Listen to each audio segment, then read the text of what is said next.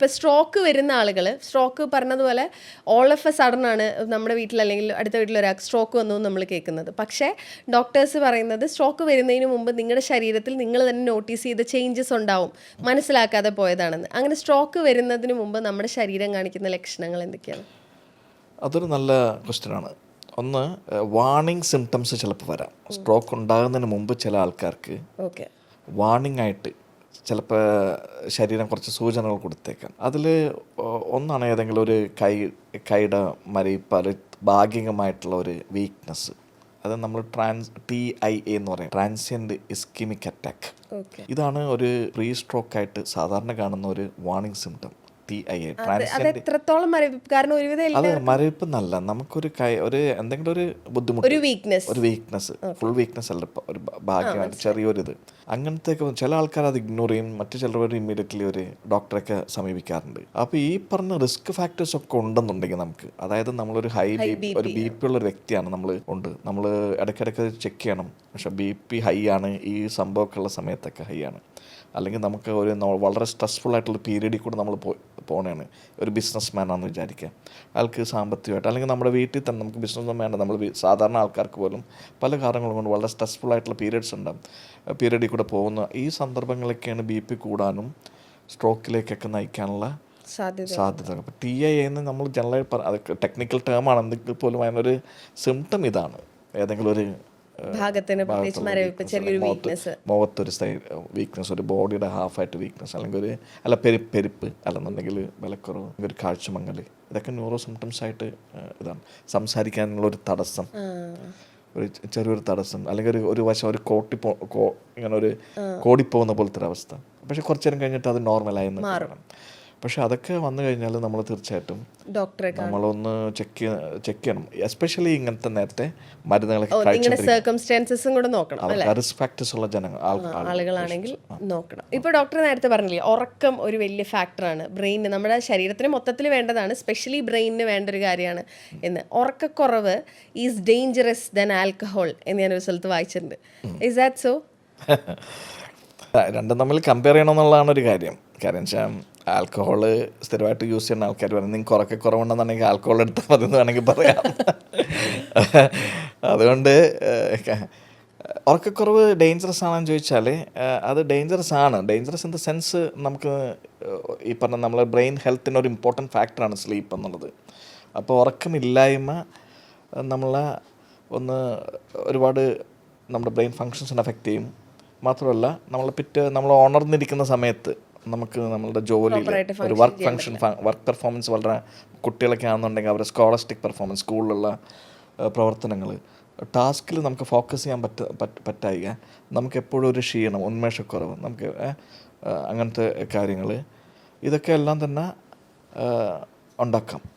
അപ്പോൾ അതുകൊണ്ട് lack of sleep overall ഹെൽത്തിന്, കാര്യം വെച്ചാൽ നമ്മുടെ ബോഡി റീചാർജ് ചെയ്യുന്നതും നമ്മുടെ ബോഡി റിപ്പയർ വർക്ക് പല കാര്യങ്ങളൊക്കെ ചെയ്യുന്നത്, റിജുവനേഷൻ നടക്കുന്നത്, അതിന് വേണ്ട ഒരു പീരീഡാണ് സ്ലീപ്പ്. അത് അൺഇൻറ്ററപ്റ്റഡ് ആയിട്ട് നമുക്കൊരു പീസ്ഫുൾ സ്ലീപ്പ് കിട്ടിയാലേ ബോഡിക്ക് അതിനെ നെക്സ്റ്റ് ഡേയിലേക്ക് നമ്മുടെ ബോഡി ഓർഗാനിസത്തിനെ പ്രിപ്പയർ ചെയ്യാൻ സാധിക്കുകയുള്ളൂ. അപ്പോൾ അതിനുള്ളൊരു അവസരം ഇല്ലയെന്നുണ്ടെങ്കിൽ നമ്മളുടെ മൊത്തത്തിലുള്ള ഒരു പ്രവർത്തനം അവതാളത്തിലാവുമെന്ന് വേണമെങ്കിൽ പറയാം. ഈ ഉറക്കത്തിൻ്റെ കേസ് പറയുമ്പോൾ ഇപ്പം എല്ലാവർക്കും വളരെ, അതായത് നമ്മൾ നേരത്തെ എന്ന് പറഞ്ഞാൽ ഇങ്ങനെയൊന്നും നമ്മൾ പറഞ്ഞു കേൾക്കില്ല, ഉറക്കമില്ല അല്ലെങ്കിൽ ഉറങ്ങാൻ ഭയങ്കര പാടാണ് എന്ന്. പക്ഷെ ഇപ്പം അത് ഭയങ്കര ബുദ്ധിമുട്ടാണ്. ഈ ഉറക്കക്കുറവ് എന്ന് പറയുന്നത് ഒരു കോമൺ പ്രശ്നമാണ്. അപ്പോൾ ആസ് എ ന്യൂറോ സയൻറ്റിസ്റ്റ് അല്ലെങ്കിൽ ന്യൂറോ സർജൻ, ബ്രെയിനിനെ കുറിച്ച് അറിയാവുന്ന ഒരാളെന്ന രീതിയിൽ, ഈസ് ദർ സം ടിപ്സ് നമ്മുടെ ബ്രെയിനിനെ അല്ലെങ്കിൽ നമ്മുടെ ശരീരത്തിനെ അങ്ങ് ഉറക്കത്തിലേക്ക് വിടാനായിട്ട് എന്തെങ്കിലും ടിപ്പുകളുണ്ടോ? ഇപ്പം ഉറക്കക്കുറവെന്ന് വെച്ചാൽ ഇൻസോംനിയ എന്ന് നമ്മൾ പറയും. ഇൻസോംനിയ അത് കൂടിക്കൊണ്ടിരിക്കുന്ന ഒരു പ്രതിഭാസമാണെന്ന് എനിക്ക് തോന്നുന്നത്. ഒരു കാരണം കൂടുതലും എൻവയറമെൻറ്റലും സൊസൈറ്റി, സാമൂഹിക കാരണങ്ങളൊക്കെ തന്നെയാണ് അതിൻ്റെ ഒരു പ്രധാന ഇത്.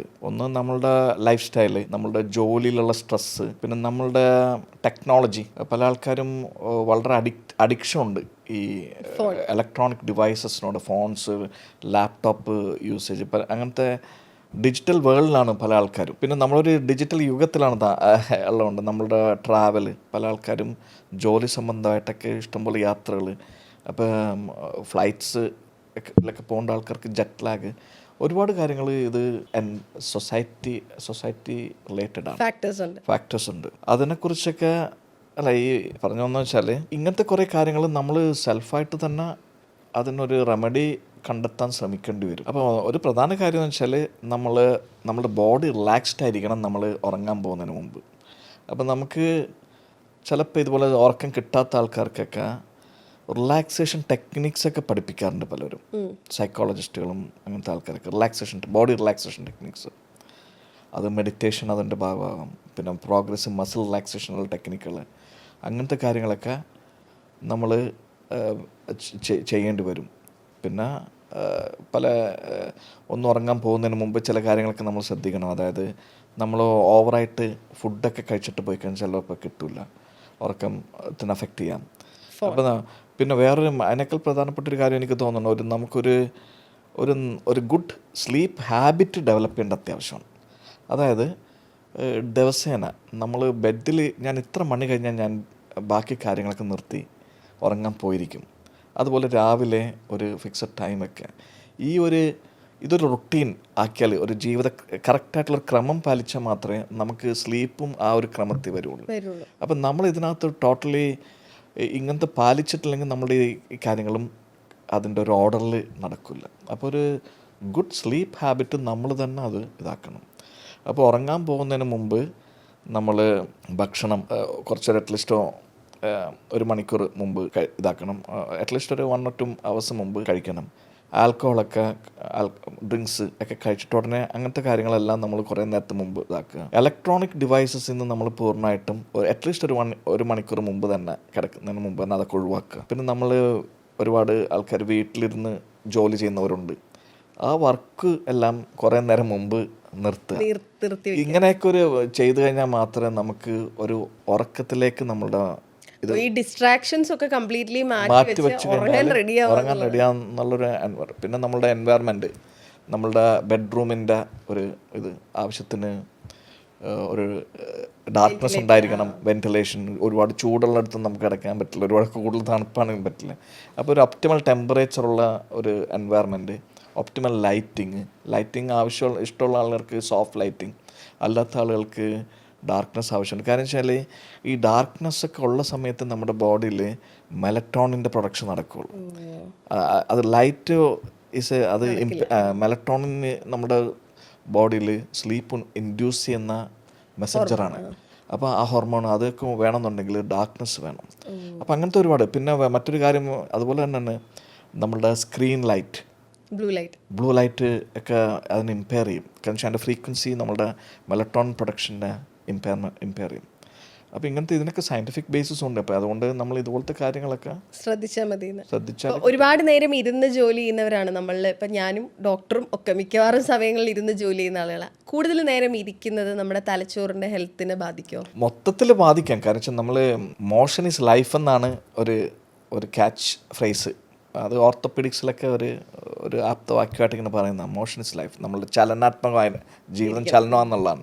മൊബൈൽ എന്നുള്ളതാണ് ഏറ്റവും പ്രധാനപ്പെട്ട കാര്യം. നമ്മൾ ചലിക്കാതെ നമ്മൾ എവിടെയെങ്കിലും ഇരിക്കുന്നത് മൊത്തത്തിൽ ഒരു തലച്ചോറിന് മാത്രമല്ല ഹോൾ ബോഡീനെ അത് ഇതാക്കണേ. ഓക്കെ, ഈ നമ്മൾ കുട്ടികളുടെ കേസ് പറയുമ്പോൾ കുട്ടികൾക്ക് ഇവരുടെ ബ്രെയിൻ ആക്റ്റീവ് ആക്കാനായിട്ട് ഈ പറഞ്ഞതുപോലെ നമ്മൾ ഉറക്കം, അതുപോലെ നല്ല ഭക്ഷണം എന്നൊക്കെ പറയും. ഇതിൽ ഭക്ഷണം ഈ അടുത്തായിട്ട് സോഷ്യൽ മീഡിയയിൽ ബ്രെയിൻ സൂപ്പർ ഫുഡ്സ് എന്ന് പറഞ്ഞിട്ട് ഈ സീഡ്സ് ഉണ്ടല്ലോ, ഡ്രൈ ഫ്രൂട്ട്സ്, അതുപോലെ സീഡ്സ്, അങ്ങനത്തെ ഇതിൻ്റെ മിക്സ് ലഡ്ഡു ഒക്കെ വരുന്നുണ്ട്, ബ്രെയിൻ സൂപ്പർ ഫുഡ്സ് എന്ന് പറഞ്ഞ്. അപ്പോൾ is a something called a brain super food?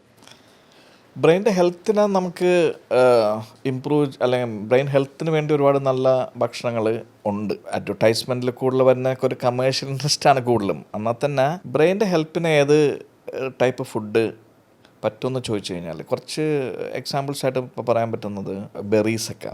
Berries എന്ന് വെച്ചാൽ ബ്ലൂബെറീസ്, സ്ട്രോബെറീസ്, പിന്നെ നട്ട്സ് കാറ്റഗറിയിൽ വരുന്നത് ആൽമണ്ട്സ്, വാൽനട്ട് ഒരു നല്ല സൂപ്പർ ഫുഡായിട്ട് കണക്കാക്കപ്പെടുന്നുണ്ട്.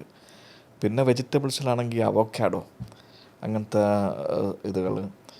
പിന്നെ നോൺ വെജിറ്റേറിയൻ ഫുഡാണെങ്കിൽ ഫാറ്റി ഫിഷ്, ട്യൂണ പോലത്തെ അതൊക്കെ. കാരണം വെച്ചാൽ അതിനകത്തൊക്കെ ഒമേഗ-3 ഫാറ്റി ആസിഡ് ഒരുപാടുള്ളതാണ്. ബ്രെയിൻ്റെ ഒരു 60% നമ്മൾ ആലോചിക്കണം അതിൻ്റെ ഒരു കോൺസ്റ്റിറ്റ്യൂഷൻ ഫാറ്റാണ്.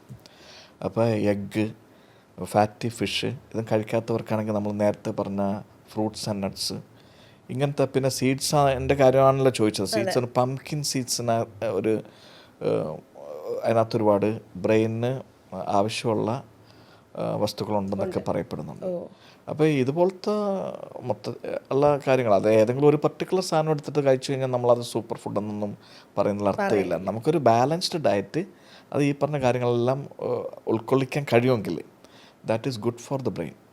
ഇപ്പൊ ബ്രെയിൻ സൂപ്പർ ഫുഡ് എന്ന് പറഞ്ഞിട്ടാണ് നമ്മളൊക്കെ കുട്ടിയായിരിക്കുമ്പോൾ ഈ മീൻ ഗുളിക, ഫിഷ് ഓയിൽ, ആ ഗുളികകൾ നമ്മൾ കഴിച്ചിട്ടുണ്ട്. ഇപ്പോഴും കുട്ടികൾക്ക് ഓൺ എ ഡെയിലി ബേസിസ് എന്ന് പറയുന്ന പോലെ ഒമേഗ 3 ആണ്. കാരണം നമ്മൾ ബ്രെയിനകത്ത് ഫാറ്റ് ഒരു ഇമ്പോർട്ടന്റ്. അപ്പൊ ഈസ് ഇറ്റ് ആക്ച്വലി ഓക്കെ അങ്ങനെ ആണോ?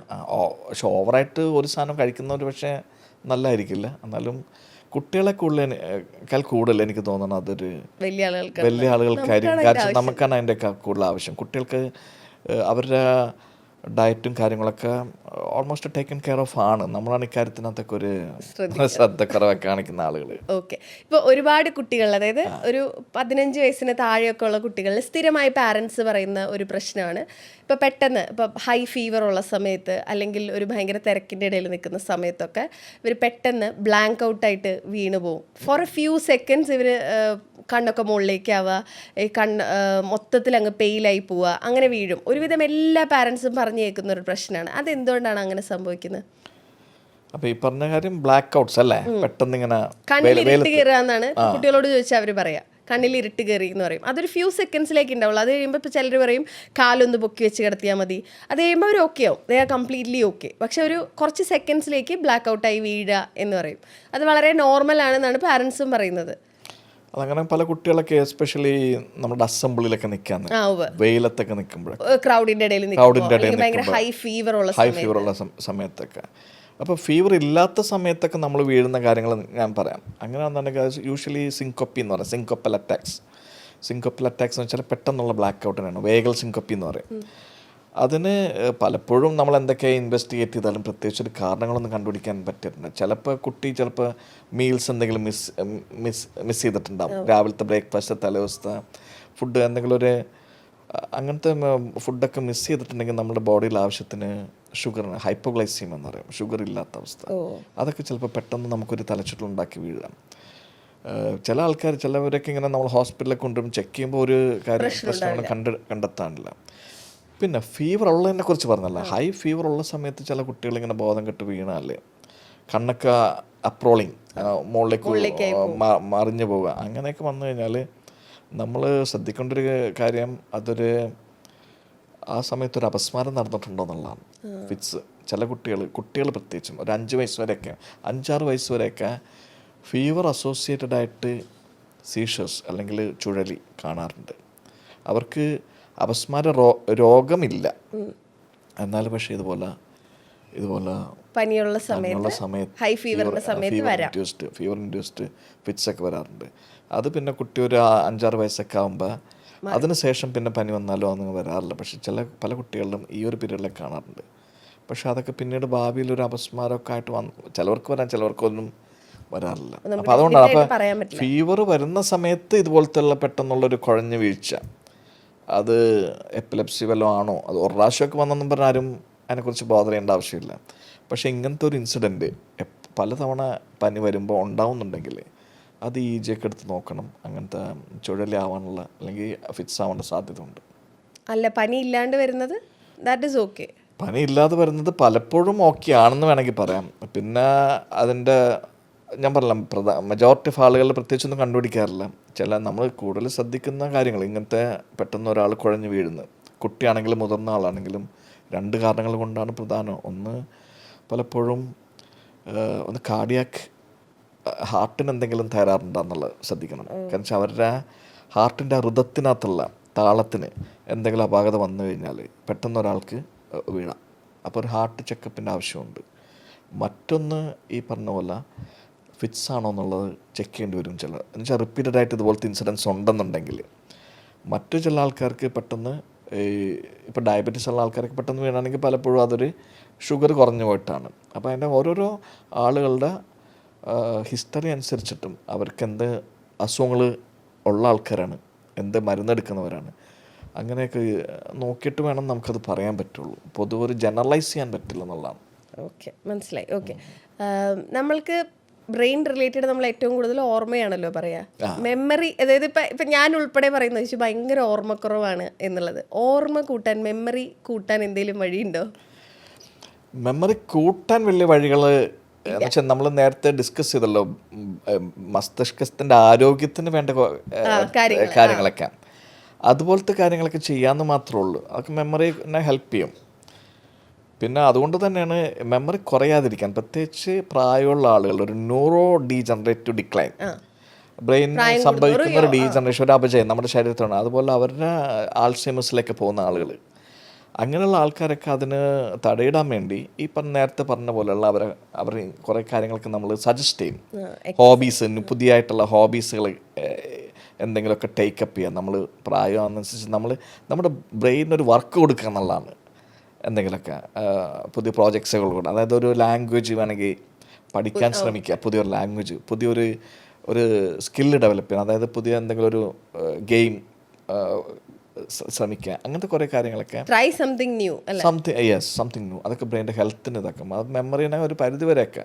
പിന്നെ മെമ്മറി ടെക്നിക്സ് ഒക്കെ പറയുന്നുണ്ട്, പക്ഷേ എന്തെങ്കിലും ഒരു ടാബ്ലറ്റൊക്കെ വെച്ചോ അല്ലെന്നുണ്ടെങ്കിൽ അങ്ങനെ സിമ്പിളായിട്ട് ബൂസ്റ്റ് ചെയ്യാൻ പറ്റിയൊരു സംഭവമല്ല മെമ്മറി. ഈ മെമ്മറി ടെക്നിക്സ് സാർ പറഞ്ഞത് എന്താണ്? Can you say a few things? അങ്ങനെ മെമ്മറി ടെക്നിക്സ് എന്ന് വെച്ചാൽ ഇപ്പം പല ആൾക്കാരും ഭയങ്കര സൂപ്പർ മെമ്മറി ഉള്ള ആൾക്കാർ കുറേ പറയുന്നുണ്ട് മെമ്മറി കൂട്ടാനുള്ള വഴികൾ, അല്ലെങ്കിൽ മറന്നു പോകാതിരിക്കാനുള്ള വഴികൾ. അതിന് ഇഷ്ടംപോലെ അവർ പറയുന്ന കാര്യങ്ങൾ അസോസിയേഷൻസ് ഉണ്ടാക്കണം എന്നൊക്കെയുള്ള, അതായത് നമുക്കൊരു അങ്ങനത്തെ കുറേ ടെക്നിക്സാണ്. അത് ജനറലായിട്ട് അങ്ങനെയൊക്കെയാണ് പറയുന്നത്. എനിക്ക് പെട്ടെന്ന് അത് പറയാൻ ഓർമ്മ വരുന്നില്ല. ഓക്കെ, ഇപ്പം ഇത്രയും വർഷത്തിൻ്റെ എക്സ്പീരിയൻസിൻ്റെ ഇടയ്ക്ക് ഏറ്റവും റെയർ ആയിട്ട് തോന്നിയിട്ടുള്ള, അല്ലെങ്കിൽ ഞാൻ ചോദിക്കുമ്പോൾ ഇപ്പം പെട്ടെന്ന് ഓർമ്മ വരുന്ന ഒരു കേസ്, ഒരു പേഷ്യൻ്റ്, അങ്ങനെ എന്തെങ്കിലും ഉണ്ടോ? അങ്ങനെ എനിക്ക് പറയാൻ ബുദ്ധിമുട്ടാണ്. കാരണം വെച്ചാൽ ഇഷ്ടംപോലെ കേസുകൾ ബുദ്ധിമുട്ടുണ്ടാക്കിയതുകൊണ്ട് കുഴപ്പമില്ലാത്ത കേസുകളുണ്ട്. ഒരു ന്യൂറോ സർജറിയിലൊരു നമ്മളൊരു ചലഞ്ചിങ് ആയിട്ട് പലപ്പോഴും തോന്നാറുള്ളത് ചിലപ്പോൾ ചില കോംപ്ലക്സ് ആയിട്ടുള്ള ബ്രെയിൻ ട്യൂമറുകളൊക്കെ ചിലപ്പോൾ നമുക്ക് കൂടുതൽ ഇതുണ്ടാക്കാം. ചില വളരെ സിവിയർ ഹെഡ് ഇഞ്ചുറീസ് എനിക്കങ്ങനെ പെട്ടെന്ന് ഓർത്തെടുക്കാനൊരു ഇല്ല. എന്നാൽ തന്നെ കുറേ കേസുകൾ, നല്ല ചലഞ്ചസ് ഫേസ് ചെയ്തിട്ടുള്ള കേസുകളുണ്ട്. പക്ഷെ ഇന്നതെന്ന് പറയാൻ പറ്റില്ല. പക്ഷേ സ്പെഷ്യലി ഒരെണ്ണം പറയാൻ പറ്റില്ല എന്നല്ലേ? ഇല്ല, അങ്ങനെ ഓർത്തെടുക്കാൻ പറ്റുന്നില്ല. ഇപ്പം ന്യൂറോ സർജറിയിൽ നമ്മൾ കൈകാര്യം ചെയ്യുന്ന കാര്യങ്ങൾ, അതൊന്ന് ഹെഡ് ഇഞ്ചുറീസാണ് പ്രധാനപ്പെട്ട ഒരു മേഖല.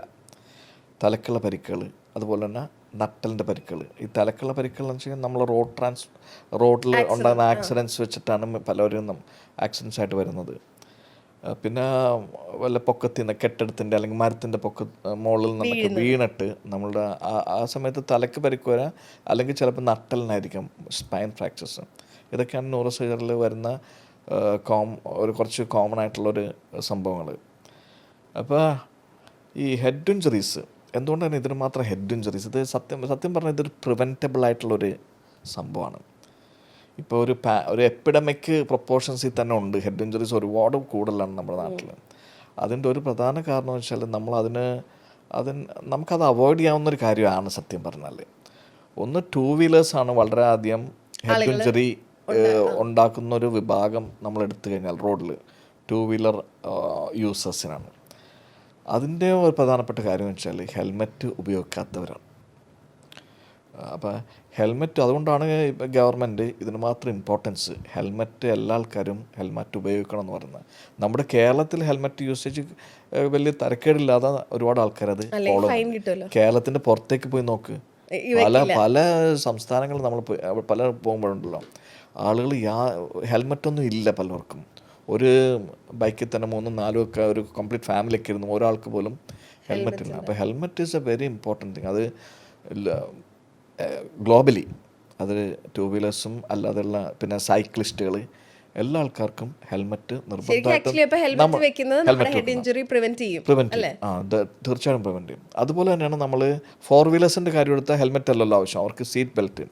കാര്യം സീറ്റ് ബെൽറ്റ് മസ്റ്റാണ്. സീറ്റ് ബെൽറ്റ് ഉപയോഗിച്ചില്ല എന്നുണ്ടെങ്കിൽ എന്തെങ്കിലും ഒരു ആക്സിഡൻറ്റ് വന്നാൽ നമ്മൾ ഈ വെഹിക്കിളിനകത്ത് ഇമ്പാക്റ്റ് ഉണ്ടായിട്ട് നമുക്ക് പലതരത്തിലുള്ള ഇഞ്ചുറീസും, ഹെഡ് ഇഞ്ചുറിയും, chest injury, spinal injury, abdominal injury, എന്ത് ഇഞ്ചുറി വേണമെങ്കിലും സംഭവിക്കാം. അപ്പോൾ ഈ 2 കാര്യങ്ങൾ, അത് ഹെൽമെറ്റിൻ്റെ ഉപയോഗവും സീറ്റ് ബെൽറ്റിൻ്റെ ഉപയോഗം, അത് നിയമപ്രകാരം അത് വളരെ സ്ട്രിക്റ്റായിട്ട് നടപ്പാക്കേണ്ട ഒരു കാര്യമാണ്. എല്ലാ സിറ്റിസൺസും അതും വളരെ സ്ട്രിക്റ്റായിട്ട് അതുണ്ടാക്കിയാൽ ഇതിൻ്റെയൊക്കെ ഒരു തോത് ഒരു പക്ഷേ കുറഞ്ഞേക്കാം.